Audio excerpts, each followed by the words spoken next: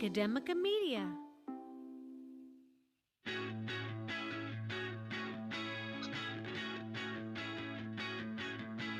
From Academica Media Studios in Miami, Florida, it's Big Ideas in Education, a weekly recap of inspiration and innovation in your schools. Hello, everyone. Welcome back to Big Ideas in Education. I am your host, Dr. Sarah Boulos from Somerset Academy Schools, joined, of course, by my co-host, Ryan Kairalla of Doral College. Hi, Ryan. Hi, Sarah. Good to be chatting with you. Same. What do you have for us today? Well, Sarah, as the school year draws to a close, teachers out there might be looking for some fun assignments to help their students reflect on their memories of the class and to reflect on the things that they've learned throughout the year.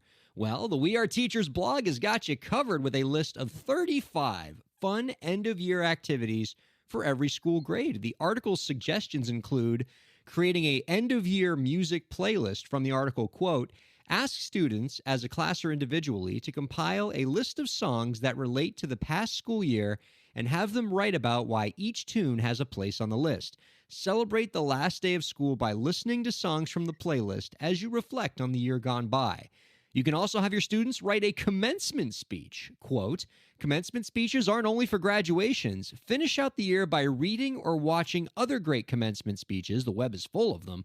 Then challenge students to write and deliver, if you like, their own speeches for the year they just finished. And if you need to review for a final exam, let your students do the review. The article recommends that you have each student, either alone or in groups, lead a review session for a particular part of the course. Or you can just have their students lead their lesson on whatever topic they're passionate about, like a class TED Talk. Some other suggestions from the article: have your students write a list of tips to next year's incoming class on how to succeed in the class. Have your students write and hand-deliver thank you notes to someone who helped them be successful in the class. And Sarah, there's so many more awesome assignments in here, and it was definitely making my inner child smile because I was just like, I want to go back to school and do some of these. Absolutely. I'm having some smiles right now, and I'm thinking these are such great ideas. I think the one that is tickling my brain the most right now is the idea of doing a playlist Yeah. for the year, because that seems like such an amazing time capsule of what you've experienced during the year. I feel like that's something kids would look back on even 10, 15 years from now. I don't know about you, but there are some songs that I would say, oh, I'm just transported right now back to like ninth grade or seventh grade or something like that, just by hearing the song. And so to have that like playlist be a compilation of not just, experience, but even like something you've learned would be so cool. And I feel like we need to do that. We're going to do a big ideas playlist, right? We can do a little. Oh, absolutely. That sounds like such a great idea. I'm And I with like you. it. I would say that of all the ones on the list, that one was my favorite, which is why it was the very first one that I brought up, because Yeah. it made me smile, because I love the idea of having a time capsule of the music that was beloved by the class during that year, but also it can be a way to reinforce concepts that were taught. It can, Yes. maybe a little bit of a final exam review in there, things like that. I love that. I love the idea, if you're looking for something a little more academically substantive, I think the idea of having students lead the final exam review, it helps them prepare, one, because the students are teaching, and two, I've always said the best way to learn something is to teach somebody else how to do it. And the time it takes to prepare a lesson on a unit of the course is going to ensure that that student knows that particular unit very well before they take the final exam. Some other ones I thought were cool in here, Sarah: the time-honored tradition of the class talent show. I think that's a nice, fun way to close out the year, allow Yeah. students to kind of show sides of themselves that they often don't get to show in the traditional classroom environment. Just so many great ones here. I don't know if you have any like fond memories of end of year fun activities that you got to do to close things out. I'm trying to think. Honestly, sometimes by the end of the year, especially as a high school teacher, many of us are just very done with the year, especially if you teach seniors, like you don't even really get to the end of the year. They're done a little early, they're ready to go. But I'm trying to think back. I know I'm thinking of like some end of the year celebrations that we had, and a lot of it, play games, but it also, I think, gives us an opportunity to kind of let loose a little bit in the sense of like not take things that seriously when you get to the last couple days of school, as long as you're done with like exams and all of that, which tend to take up a lot of the last week of school or so. But if you're not taking exams or anything like that, I know that I've shared classrooms with other teachers who um, they've asked students, what do you want to do on the last day of school? And I've definitely been in Smash Brothers competitions on the last day of school where kids would bring in like their Xbox or something like that, or their PlayStation, and like I see on the big screen, and they'd be like, all the kids and the teacher, myself included, every now and then would pick the character we wanted to be, and we'd be in like a Super Smash Brothers competition, or just fun things like that. Talking to the kids about like, well, what would you like to do to celebrate the end of the school year? Because I think especially with the year that so many of us have had, it's okay to celebrate a little bit, right? It's okay to have a little bit of fun. It doesn't need to be just all academic all the time when you're talking about, we've accomplished a lot this year, and it's nice to have a little bit of time to reflect on that and to collaborate and have some fun together in a way that maybe even socially we haven't been able to do in a really long time. Smash Brothers tournament. You had me there. That gives me some real AP class after the AP exam is over vibes. Exactly. And I Yep. am digging it. Yeah. As I was reading this article, I was thinking to myself, like, yeah, these are great end of year activities, but there's nothing saying that you could not do some version of this throughout the year. Maybe not the Smash Brothers tournament. You probably have to reserve that till the last day. Right. But I think a lot of these activities, even if they're not completely academically rigorous, if they can help promote a positive classroom culture, if they can help students get to know teachers get to know their students in a way that doesn't particularly just relate to them as a history student or a math student, but you get to find out what other talents these students have if you do a class talent show or something like that, just taking a little break in the instruction to do something fun, I think can pay dividends down the road for teachers in terms of creating a great class environment and a great class culture. Absolutely. And I mean, I think that the whole playlist thing is really making me excited about some other things. I could see, reading a book and having students curate a playlist for a certain character or something like that. Like I'm the nerd who I've actually seen on Spotify there's playlists based on certain books, like characters. And so I've even had students, because I've had like Spotify on in my classroom, I've had students, I'll say like, "Hey, can you go to this playlist, like start playing my period 4 playlist or something like that." And they'll go to my screen, and I've had students come up to me and be like, "Miss Vi, I saw that the name of this playlist. Is it for this book?" And I said, "Yes." And we had such a laugh over it because just the name of the playlist was very silly. But they got the reference, and they were like, "Wait, did you actually read that book? Is this from this?" And I said, "Yes, it is. I love the music from that." So that's a really fun. Authors do that. A lot of people curate playlists for things. So I don't know. I can't, I know I've already mentioned that I like that idea, but I keep going back to it that it can be an academic activity too. It doesn't necessarily have to only be for fun, but I do like the idea of for fun is a good enough reason because it's going to provide some really great culture building opportunities in the class. The playlist in the ELA setting, that sounds Oh, like a I fantastic know. idea. I remember I actually did something like that once in junior high. The teacher said, put a playlist together of music that you think Was this that character from this book was would that a like. mixtape, That's right. Ryan? And It this was a is my mixtape. point: is kids they don't realize how good they have it. It took me 2 hours Yeah, to that burn a was cute. CD. Kids these days, Mhm. Spotify playlist, couple tabs Click, on their click, click. phone and they're done. Right. Yep. Oh man, Or I remember, oh, and this is embarrassing to say, but I remember when we made videos, like if we for a class project, if we did like a video for the class project, which you can do so easily now by just opening your phone. But I do remember, I feel so old even sharing this, but I remember us you having have to like the now. two VCRs and like hitting record on what stop. That was how we edited our videos because we didn't have the software, like to do it digitally. But like I remember having the two VCRs, and a friend would be like, "Okay, pause. Now we're gonna fast forward. Pause again." Oh my gosh, the memories of us in the analog age. Oh, that's tremendous. All right. Education in the analog age. These kids today need to appreciate the wonderful things they have, whether it is easy video and audio editing and playlisting, or just being able to play Smash Brothers whenever you want. It's a great time to be a student. Sarah, What a time to be alive. that's right. What story do you have for us, Sarah? Well, it's the first week of May, and all over the country, teachers are being celebrated as we observe Teacher Appreciation Week. In an article from Patch, several people shared their stories of how teachers made a difference and shaped who they became as adults. One story from Christine Haywood of Sudbury, Massachusetts said her fourth grade teacher, Mr. Jones, made a lifelong impression on her by doing one simple thing: apologizing.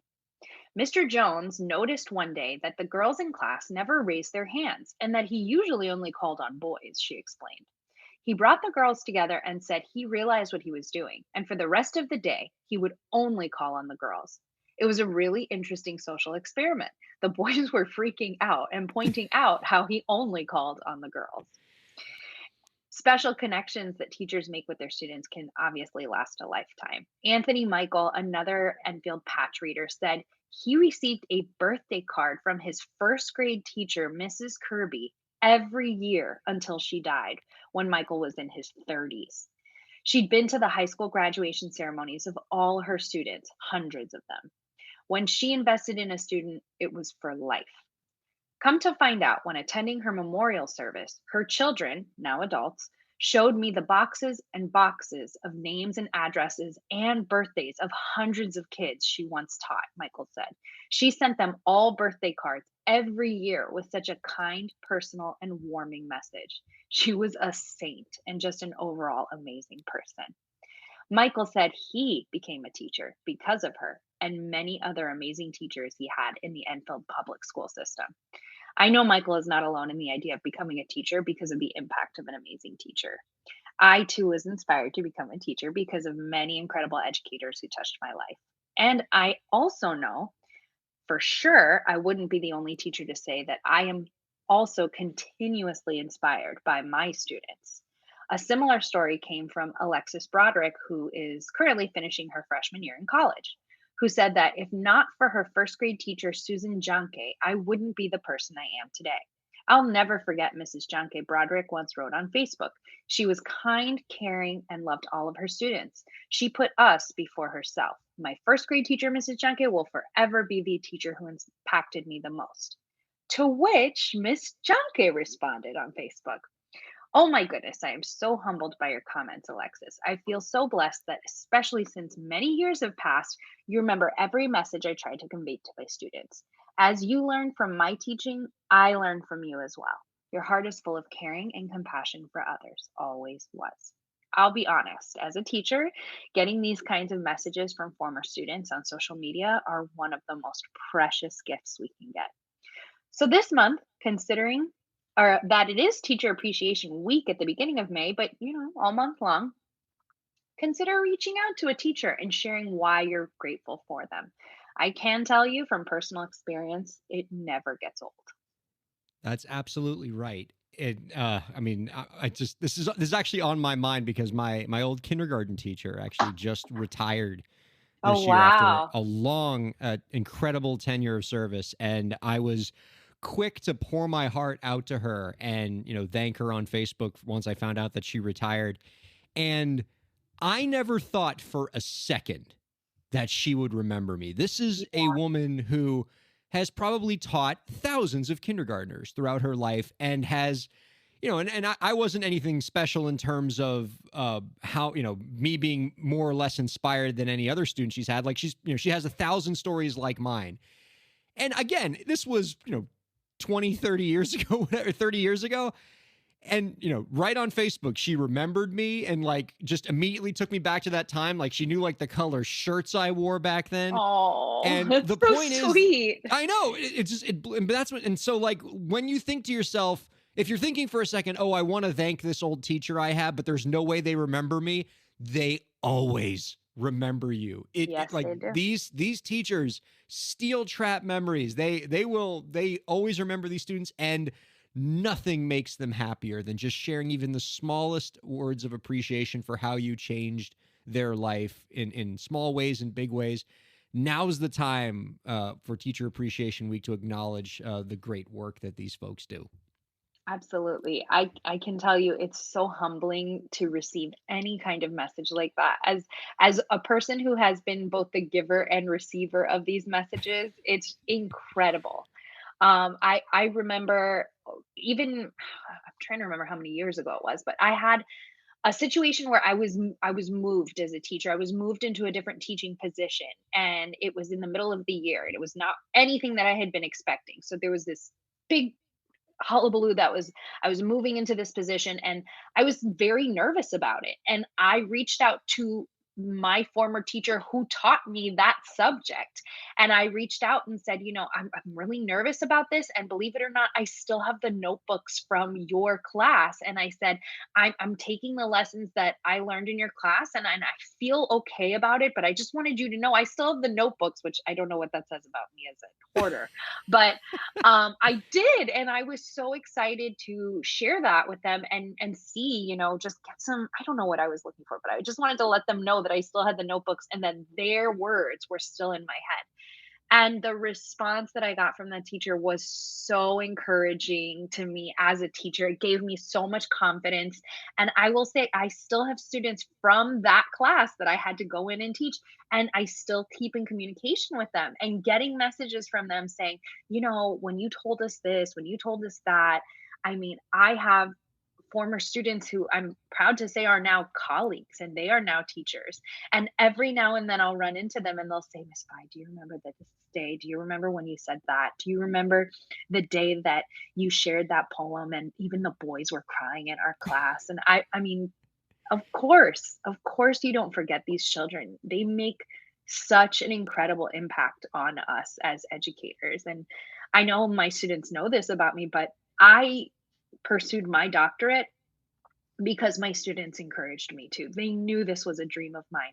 I had students who were applying for college the year that I was applying for my doctorate, and they and I edited each other's applications. They asked me, can you help me with my application? I said, sure. You want to read mine? And they said yes, and we did that for each other, and it was such a humbling experience because I know I've had teachers tell me when I was a student, I became a teacher to learn from you. And I can say with 100% certainty, I learned so much from my students and continue to do to this day. That's incredible, Sarah. I feel like we brought the listeners a couple really inspiring, uplifting stories this week. I got a smile on my face right now. I do too. I hope we brought a smile to your face, and I hope that we inspired you to take a moment and reflect on something positive that's happened with a teacher in your life. I get asked all the time, what would be a great teacher appreciation gift? As much as teachers appreciate, free lunch and a gift card or whatever it is, I think the stories that we share are really quite precious. So we'd like to share your stories, and we'd like to hear any stories you'd like to share, of course. If you'd like to reach out to us using the hashtag BigIdeasInEducation at Academica Media, we'll be there. We'd love to hear it. Have a wonderful day.